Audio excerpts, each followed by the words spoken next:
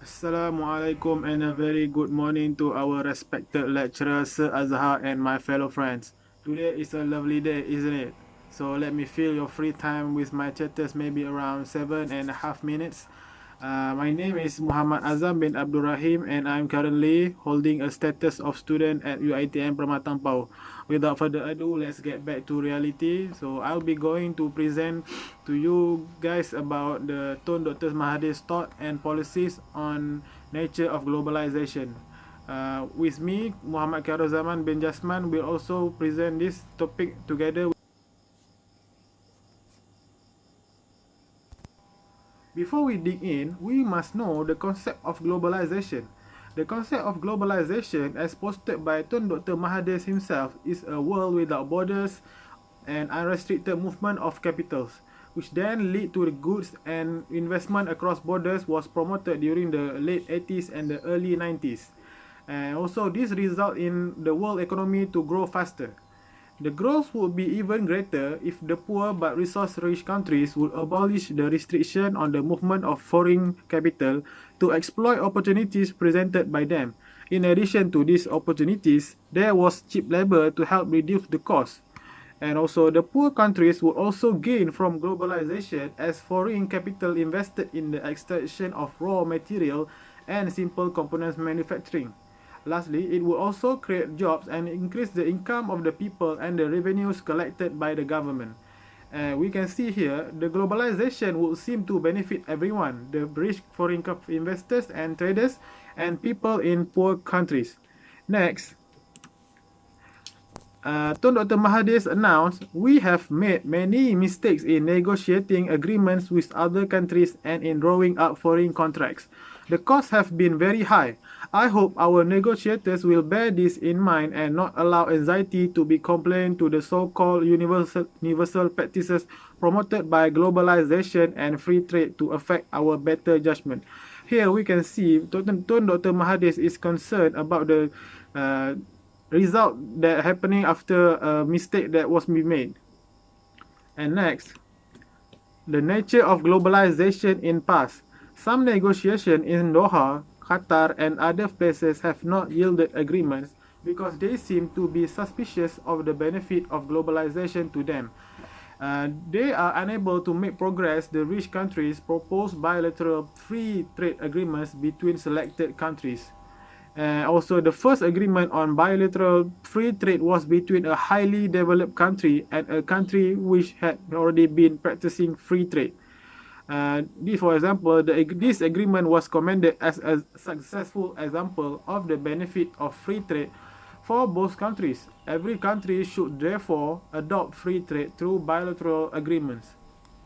Next, on closer examination, it was discovered that the junior partner was not going to lose anything since it has always been a free port and was not going to lose import duties which it did not have in the first place. Nevertheless, many developing countries were persuaded that bilateral free agreements were good for them.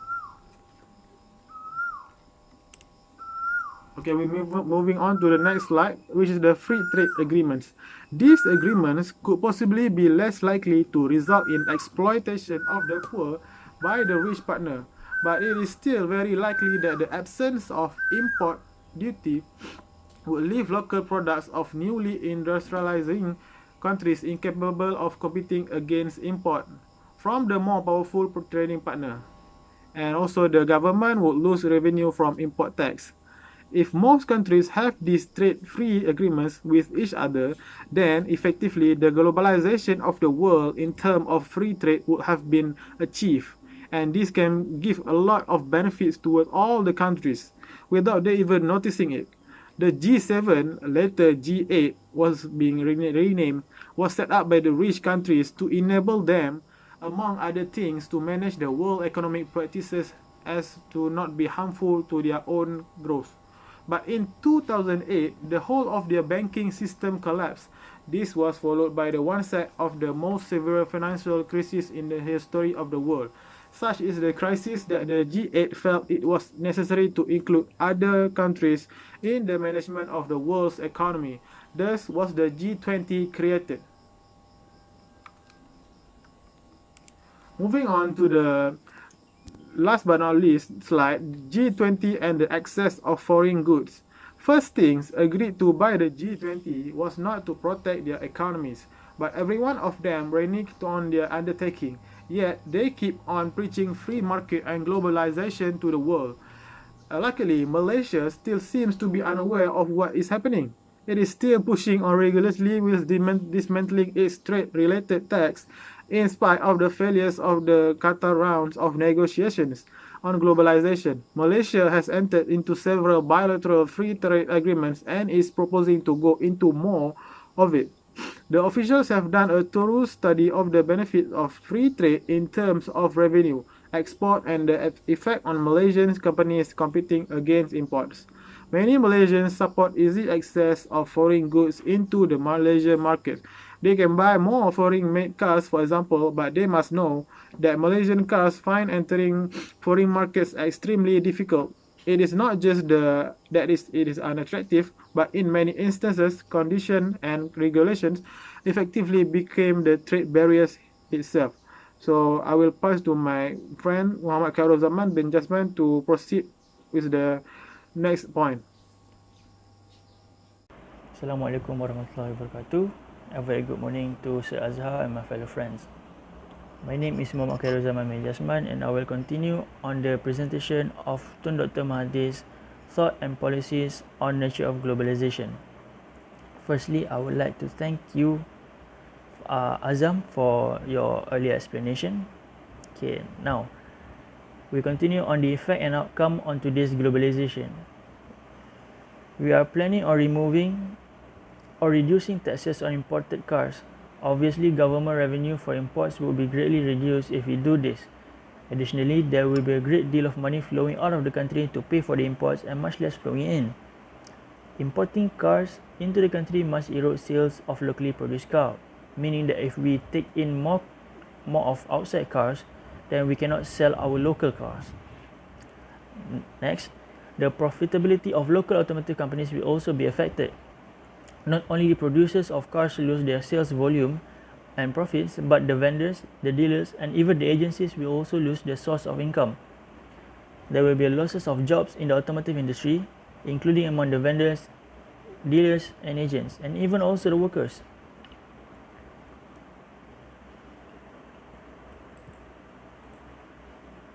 Okay, next, here are a few warnings from Tun Dr. Mahathir of globalization dangers. He said that in many poor areas of the world, there have been many losers from globalizations and very few winners, and it was increasingly important for smaller nations to protect themselves. He stated that if globalization was to be sustainable, he said there should be many more winners and many fewer losers, and there should both be a mixture of the rich and the poor. As Azam has stated, globalization is a borderless world. So the rich interprets globalization as the right of capital to cross and recross borders at will. Tun Dr. Mahathir also stated that capital is the new gunship of the rich. By coming in with short-term investments, they create an illusion of wealth. Once that has happened, they merely have to pull out their capital in order to impoverish and weaken their victims and force them to submit to foreign dictates. So, there are a few ways to overcoming these obstacles. It is important to study thoroughly the benefits and the losses to the national economy which will result from tax-free agreements and globalization. First, we have to study the value of export and imports. Then, we have to study the reduction or increase in government revenue, which will be the profits for our country. Then, we study the profitability or losses by local companies and industry resulting from loss of competitiveness in the local market against possible gains from exports jobs created. Then and only then, if the figures are positive, should we enter in negotiations for free trade or for globalizations. Our former Prime Minister Tun Dr. Mahathir Mohamad speaks during the APEC CEO Summit in 2018 at the Port Moresby, Papua New Guinea on the 17th November 2018.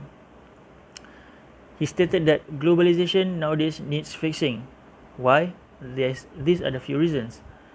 because globalization are leaving some people behind and fueling inequality. He stated that the benefits of free and fair trade and economic integration have been ruptured, exemplified by Brexit and trade wars. Trade wars between major economies.